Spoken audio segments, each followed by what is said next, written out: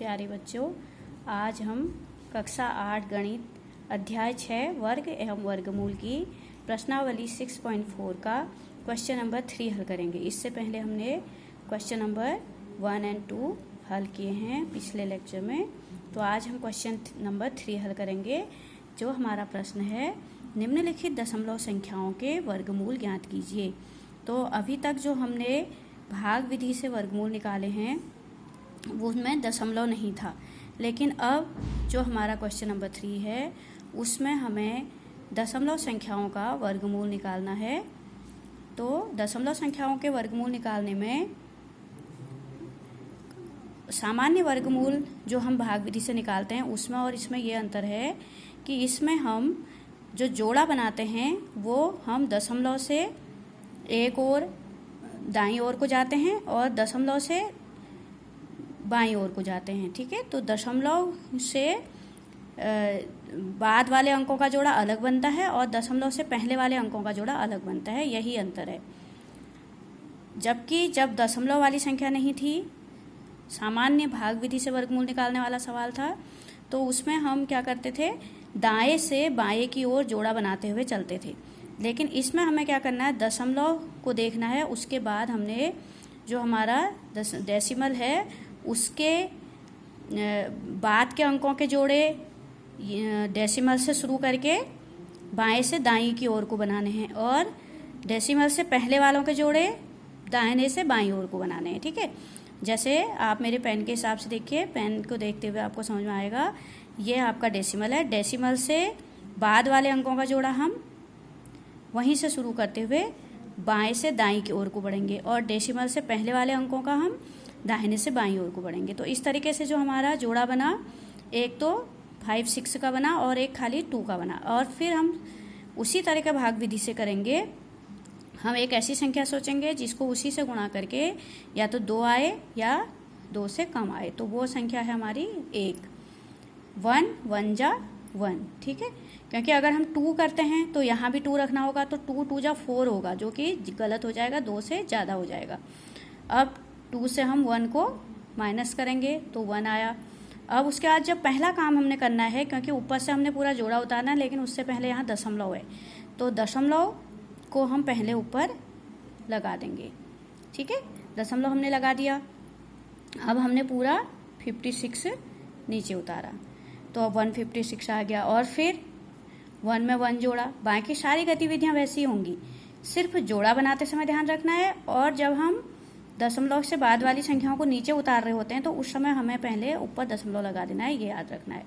ठीक है, अब हमें क्या करना है, 2 का पहाड़ा 15 में भाग देना है 2 का, इस 6 को यहाँ छोड़ देना है यहाँ पर आने वाली संख्या के लिए। ठीक है, तो 2 का अगर हम 7 बार जाते हैं, क्योंकि 2 7 जा 14 होता है, लेकिन 7 बार देने से हम देखेंगे कि वो ज़्यादा हो जाएगा। जैसे 2 और फिर 7 से ही हमने उसको मल्टीप्लाई भी करना है, तो 7 7 जा 49 होता है, 7 2 जा 14 और 4 18, ये 189 हो जाता है। ठीक है, जो कि हमारा 156 से ज़्यादा हो जाता है, इसलिए हम 7 टाइम नहीं देंगे।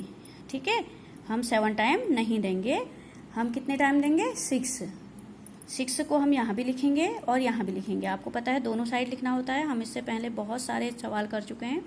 अब 6 का गुणा हम 26 में करेंगे, 6 का मल्टीप्लिकेशन 26 में करेंगे। तो 26 को अब हम 6 से मल्टीप्लाई करते हैं तो 6 छक्का 36, 6 6 जा 36 और कैरी 3, 6 2 जा 12 में अगर हम 3 जोड़ते हैं तो 15। तो ये पूरा वर्गमूल हमारा दशमलव संख्या का निकल गया। तो हमने क्या किया, सबसे पहले हमने जोड़ा बनाया, दशमलव से बाद वाली संख्याओं के लिए यहाँ से जोड़ा बनाना शुरू करा और दशमलव से पहले वाली संख्याओं के लिए यहाँ से बनाना शुरू किया। उसके बाद हमने 2 के लिए एक ऐसी संख्या सोची जिसको उसी से गुणा करके हमारा या तो 2 आना चाहिए, उससे कम आना चाहिए, और वो है 1, 1 1 जा 1। 2 में से 1 हमने माइनस किया तो हमारा आ गया 1। ऊपर से 56 उतारने से पहले हमने ऊपर दशमलव लगा लिया। फिर 2 का पहाड़ा हमने 15 तक पढ़ा, 7 बार जाने में ज़्यादा हो रहा था इसलिए हमने 6 बार दिया।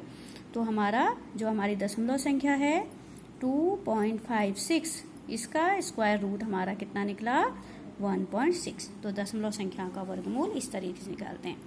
अब अगले सवाल की ओर बढ़ते हैं। अगले सवाल में भी हमने यही करना है। हमारे पास 7.29 है, दशमलव से इधर को हम जोड़ा अलग बनाएंगे, ठीक है, तो ये हमारा 7 बना, और दशमलव से इधर को हम अलग बनाएंगे जो कि हमारा 29 बना। उसके बाद हम 7 के लिए ऐसी संख्या सोचेंगे जिसको उसी से गुणा करके हमारा क्या आए, या तो 7 आए या 7 से कम आए, तो वो हमारा क्या होगा, 3 3 जा 9 नहीं हो सकता, वो होगा हमारा 2 2 जा 4, ठीक है। अब 7 में से 4 माइनस करेंगे, हमारा 3 आ जाएगा। ऊपर से 29 उतारने से पहले हम दशमलव लगा देंगे, दशमलव लगा के हम पूरा 29 उतार लेंगे और इसमें हम 2 जोड़ेंगे, ठीक है। तो 2 जोड़ा तो कितना आ गया, 4 आ गया। अब 4 का पहाड़ा हम 9 को छोड़ के 32 तक पढ़ेंगे, 32 तक, तो 4 7 जा 28 होता है, और वैसे तो 4 8 जा 32 होता है, लेकिन 8 जा ज़्यादा हो जाएगा, जैसे हमारा ऊपर सवाल में 7 जा ज़्यादा हो गया, ज़्यादा नहीं होना है, या तो 329 होना है या उससे कम ही आना चाहिए, क्योंकि आपको पता है कि ऊपर वाली संख्या बड़ी और नीचे वाली छोटी होगी, ऊपर वाली छोटी और नीचे वाली बड़ी होगी, तो फिर हम माइनस नहीं कर पाएंगे। तो हम 4 8 जा बार नहीं देंगे, हम 7 जा देंगे, ठीक है। 7 बार देंगे तो 7 को हम ऊपर भी लिखेंगे। अब 7 का गुणा 47 में करेंगे, ठीक है, तो हम रफ में अलग से भी कर सकते हैं, 47 इंटू 7, तो 7 7 49, कैरी 4 आ गया, 7 चक्को 28 और 4 32 हो गया, ठीक है। 329 आ गया हमारा, ये रफ वर्क हो गया, तो हमारा कितना आ गया, ये 7 टाइम लेने पर 329। तो इस तरीके से बच्चों ये हमारा 7.29 का जो स्क्वायर रूट आया 2.7 आया, ठीक है। और ये रफ वर्क है, इसको हम फिर काट लेंगे, ठीक है। तो इस तरीके से हम हल करेंगे दशमलव संख्याओं का वर्गमूल। अगली दशमलव संख्या हमारी है 51.84। सबसे पहले हम 51.84 को लिख लेंगे, ठीक है। अब हम दशमलव से इधर को जोड़ा बनाएंगे और दशमलव से पहले वाली संख्याओं को यहाँ को जोड़ा बनाएंगे। अब हम सोचेंगे 51 के लिए वो संख्या जो 51 हो या उससे कम हो, तो वो होती है हमारी 7 7 49, 7 7 जा 49। 51 से 49 को हम माइनस करेंगे तो हमारा आ जाएगा 2, ठीक है। अब 8 4 पूरा उतारना है तो पहले दशमलव लगा देंगे, फिर 8 4 पूरा उतार देंगे, ठीक है। अब 7 में हम 7 जोड़ेंगे, 14 आएगा। अब 4 को हम छोड़ देंगे इधर वाली संख्या के लिए, 14 का हम 28 में देंगे तो 14 2 जा होता है, 14 दूनी 28, 14 2 जा 28। अब इस 2 का गुणा हम 142 में हम 2 से गुणा करेंगे, 2 दूनी 4, 2 2 जा 4, 2 4 जा 8, 2 1 जा 2, ठीक है। 2 2 जा 4, 2 2 जा 4, 2 4 जा 8, 2 1 जा 2, तो कितना आ गया हमारा 284 आ गया, ठीक है। तो इस तरीके से हमारा जो हमारा संख्या थी 51.84 उसका वर्गमूल आ गया 7.2, ठीक है, 7.2 आ गया। तो इस तरीके से हम इनको हल करेंगे, बहुत आसान है, भाग विधि से वर्गमूल निकालना ही है, केवल दशमलव का ध्यान रखना है, ठीक है। अब यहाँ पर हमारा फिर हमारी अगली संख्या है 42.25। इसमें भी हम इधर का दशमलव से इधर को जोड़ा बनाएंगे और दशमलव से इधर को जोड़ा बनाएंगे। 42 के लिए हम संख्या सोचेंगे, 7 7 जा 49 होता है, 6 6 जा 36 होता है, 6 6 जा 36 हमने ले लिया। अब 42 में से हम 36 को घटाएंगे तो हमको पता है 6 आएगा। अब 2 5 को नीचे उतारने से पहले यहाँ दशमलव लगा दिया, ठीक है, 2 5 यहाँ लिख दिया और यहाँ 6 जोड़ दिया तो 12। अब 12 का पहाड़ा हम 62 तक पढ़ेंगे और 5 को छोड़ देंगे क्योंकि यहाँ भी एक संख्या आनी है, उसके लिए छोड़ देंगे। तो आपको पता है कि 12 का 62 में 5 टाइम जाता है, 12 5 जा 60, 12 पंचे 60, 5 यहाँ भी लिखेंगे। अब इस 5 से 125 को गुणा करेंगे तो हमारा आ जाएगा 5 पंचे 25 की 5, 5 दूनी 10, 2 12 की 2, 5 एकम 5 के 6, 625 ये आ गया, ठीक है। अगली संख्या हमारी है 31.36। अब आपको आदत हो गई होगी, समझ में आने लग गया होगा। 31 के लिए हमारा आएगा 5 5 जा 25, क्योंकि 6 6 जा 36 ज़्यादा हो जाता है। 31 से 25 को माइनस करेंगे, 3 6 से उतारने से पहले दशमलव लगाएंगे, 5 में 5 जोड़ेंगे, 10 10 का हम 63 में भाग देंगे, 6 को छोड़ देंगे तो 6 10 छक्का 60 6 बार जाएगा, ठीक है। अब हमारा हम क्या करेंगे, 106 को 6 से गुणा करेंगे, इस 6 से इस 106 को गुणा करेंगे तो हमारा आ जाएगा 6 6 का 36 की 6, 6 0 0 3, 6 एकम 6, तो कितना हो गया 6 6 जा 36 का 6, 6 0 जा 0 3, 6 1 जा 6।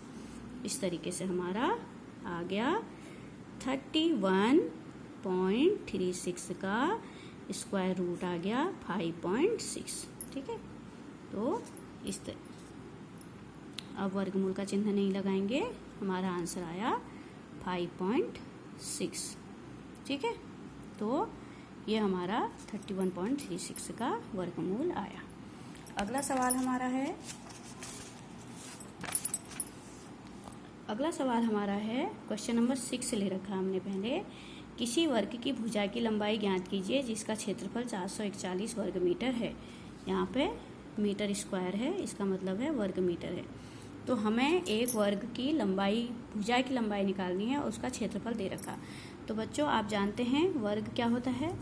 वर्ग एक ऐसी आकृति होती है जिसकी चारों भुजाएं बराबर हों, यानी कि चारों भुजाओं की माप बराबर होगी। हम इसको x मान लेंगे तो वो वर्ग है। ठीक है, तो अगर हमने कोई वर्ग माना है ABCD, तो वर्ग की विशेषता होती है कि उसकी चारों भुजाएं बराबर होती हैं, चारों कोण 90 डिग्री के होते हैं।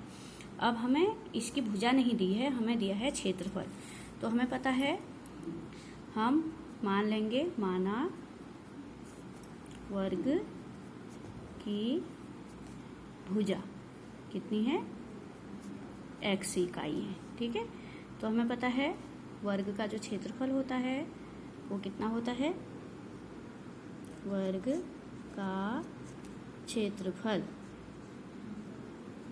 बराबर होता है, आप सब जानते हैं छोटी कक्षाओं से, भुजा का वर्ग होता है। ठीक है, तो भुजा हमने क्या मानी है, x मानी है, तो ये x का वर्ग हो गया। ठीक है, अब हमें दे रखा है क्षेत्रफल, तो प्रश्नानुसार हमें कितना दे रखा क्षेत्रफल, प्रश्नानुसार क्षेत्रफल कितना दिया है, 441, 441। ठीक है, तो x स्क्वायर दे रखा है 441 मीटर स्क्वायर दे रखा है। ठीक है, 441 मीटर स्क्वायर, तो हमारा x आ गया स्क्वायर रूट 441। जब भी किसी भुजा का वर्ग दिया हो तो भुजा निकालने के लिए हमें उसका वर्गमूल निकालना होता है, तो हम अलग से इसका वर्गमूल निकाल लेते हैं। ठीक है, अलग से 441 का वर्गमूल निकालते हैं, जोड़ा बनाएंगे क्योंकि ये दशमलव की संख्या नहीं है, बाएं से दाएं, दाएं से बाएं की ओर बनेगा।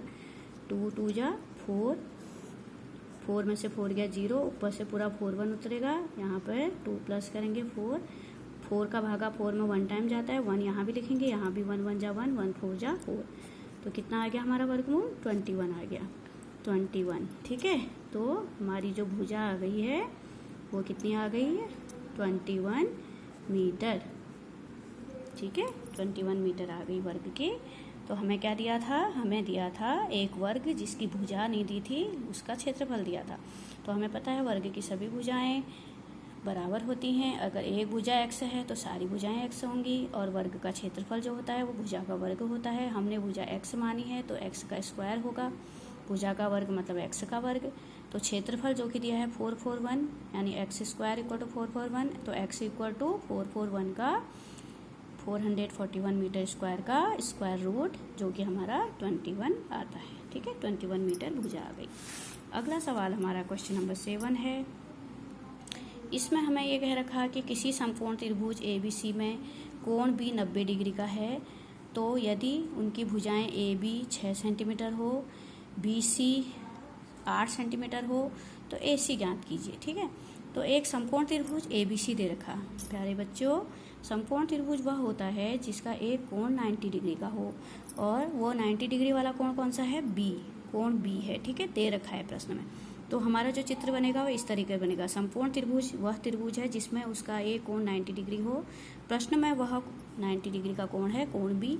तो हमारा इस तरीके से त्रिभुज बनेगा। तो समकोण त्रिभुज के लिए पाइथागोरस ने एक प्रमेय दी थी। पाइथागोरस एक गणितज्ञ थे और उन्होंने बताया था कि किसी समकोण त्रिभुज के लिए, यह प्रमेय केवल समकोण त्रिभुज के लिए है, और समकोण त्रिभुज वह त्रिभुज होता है जिसका एक कोण 90 डिग्री का हो। तो उसमें जो 90 डिग्री बनाने वाली दो भुजाएं हैं उसमें नीचे की भुजा को हम आधार कहते हैं जिस पर त्रिभुज टिका होता है, और खड़ी लाइन को हम लंब कहते हैं, और जो हमारे समकोण कोण के सामने की भुजा होती है उसको कर्ण कहते हैं। ठीक है, तो इसमें ए बी हमारी दे रखी है 6 सेंटीमीटर, ए बी 6 सेंटीमीटर दे रखी है। ठीक है, और बी सी 8 सेंटीमीटर दे रखी है, 8 सेंटीमीटर दे रखी है, और कर्ण हमें निकालनी है, ये हमें नहीं पता है। ठीक है, तो पाइथागोरस ने प्रमेय दी थी कि जो कर्ण का वर्ग होता है वो लंब के वर्ग और आधार के वर्ग के बराबर होता है। तो इसी फॉर्मूले पे हम सवाल हल करेंगे। कर्ण मतलब ए सी का वर्ग बराबर लंब यानी ए बी का वर्ग प्लस बी सी का वर्ग यानी आधार का वर्ग। तो अब हमें ए सी का वर्ग निकालना है। देखिए, ए सी ज्ञात करना है, लेकिन हमें ये पता है ए बी का वर्ग कितना है, 6 का वर्ग, प्लस बी सी का वर्ग कितना है, 8 का वर्ग। ठीक है, तो आपको पता है 6 का वर्ग कितना होता है, 6 का वर्ग होता है 36, और 8 का वर्ग होता है 64, 8 अट्ठे 64, 6 का वर्ग 6 छक्का 36, 8 का वर्ग 8 अट्ठे 64, 36 और 64 को जब हम जोड़ते हैं तो 100 आता है, यानी ए सी का वर्ग हमारा 100 आ गया। तो किसी भी भुजा का वर्ग अगर 100 है तो भुजा निकालने के लिए उसका वर्गमूल निकालते हैं। तो 100 का वर्गमूल 10 होता है, इसको अलग से निकालने की ज़रूरत नहीं है, आप सब जानते हैं 100 का वर्गमूल 10 होता है क्योंकि 10.100 होता है। 10 10 जा 100 यानी 100 का स्क्वायर रूट 10, 10 10 जा 100 यानी 100 का स्क्वायर रूट 10। तो हमारी जो कर्ण है ए सी वो कितनी आ गई, 10 सेंटीमीटर। ठीक है, इस तरीके से हम इसको हल करेंगे। अगला सवाल हमारा है, इसी का बी पार्ट है, इसी का बी पार्ट है। उसमें हमें दे रखी है त्रिभुज तो वही है समकोण त्रिभुज, लेकिन ए सी का मान दे रखा 13 सेंटीमीटर, बी सी का 5 सेंटीमीटर और ए भी निकालना है। तो बच्चों इसमें हमें कर्ण दे रखा है, ए सी दे रखा है 13 सेंटीमीटर और बी सी दे रखा है 5 सेंटीमीटर और ए बी का मान हमें निकालना है। ये हमारी भुजा हमें नहीं पता कितनी है। ठीक है, तो इसके लिए हम फिर वही पाइथागोरस के प्रमेय पर आएंगे। पाइथागोरस प्रमेय के अनुसार उसने जो सूत्र दिया था वह था कर्ण का वर्ग बराबर लंब का वर्ग प्लस आधार का वर्ग, यानी ए सी का वर्ग बराबर ए बी का वर्ग प्लस बी सी का वर्ग। तो इस सवाल में हमें ए सी का मान दे रखा है, ए सी की जगह हम कितना रखेंगे, 13 रखेंगे। 13 का square equal to A B हमें नहीं दिया है, बी सी दिया है, ए बी हमें निकालना है। तो ए बी का स्क्वायर हमें निकालना है और बी सी का वर्ग हमें 5 दिया है, 5 का वर्ग। ठीक है, तो हमें जब ए बी का वर्ग निकालना है तो हम क्या करेंगे, इस 5 के वर्ग को यहाँ 13 के साथ माइनस में ले जाएंगे, पक्षांतर करेंगे। तो 5 यहाँ प्लस में था तो यहाँ 13 के साथ चला जाएगा तो माइनस में आ जाएगा। तो ए बी का जो स्क्वायर है वो आएगा 13 के वर्ग में से 5 के वर्ग को यहाँ ले जाके माइनस कर देंगे, क्योंकि हमें ए बी की वैल्यू निकालनी है। तो 5 के वर्ग को हमें यहाँ ले जाना होगा, पक्षांतर करना होगा, और पक्षांतर करते समय चिन्ह बदल जाता है। ठीक है, तो 13 का वर्ग जो होता है हमारा 169 होता है और 5 का वर्ग हमारा 25 होता है। तो 169 से जब हम 25 माइनस करते हैं तो 144 आता है। तो हमारी जो ए बी का स्क्वायर आ गया 144 आ गया। तो ए बी हमारा जो आएगा वो स्क्वायर रूट 144 आएगा, और स्क्वायर रूट 144 जो होता है वो 12 होता है, 12 सेंटीमीटर। यानी कि जो हमारी ए बी है वो कितनी आ गई, 12 सेंटीमीटर आ गई। ठीक है, 144 का वर्गमूल 12 होता है। अभी छोटी छोटी संख्याओं के वर्गमूल हमें अलग से निकालने की आवश्यकता नहीं है, ये हम जानते ही हैं। ठीक है, 144 का वर्गमूल 12 होता है। इस तरीके से आज मैंने आपको question number 3, question number 6, question number 7 कराया। अगले में मैं आपको क्वेश्चन नंबर 4, क्वेश्चन नंबर 5 और क्वेश्चन नंबर 9, 10 कराऊंगी। ठीक है, तो ये आपके समझ में अच्छे से आ गया होगा। इन्हें आपको वीडियो को देख के अच्छे से समझना है और आराम से हल करना है। ठीक है।